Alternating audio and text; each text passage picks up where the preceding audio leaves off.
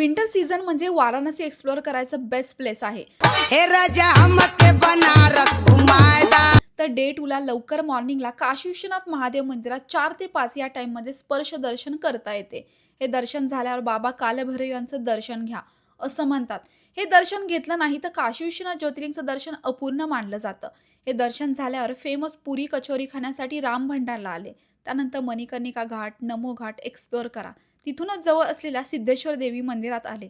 इथे चंद्रकूप नावाची विहीर आहे. दुपारी रेस्ट करून इव्हिनिंगला दशाश्वमेध घाटावर 6 वाजता गंगा आरती बघायला या.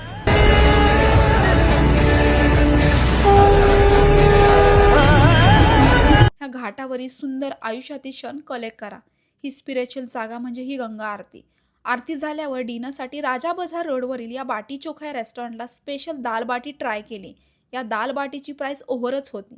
त्यानंतर गदुली या मार्केटमध्ये बनारसी साडीची शॉपिंग करायला विसरू नका. आणि बनारसमध्ये अजून कोणते स्पेशल स्ट्रीट फूड आहे हे एपिसोड 3 मध्ये बघा. आणि हो, व्हिडिओ आवडली असेल तर मला फॉलो करायला विसरू नका.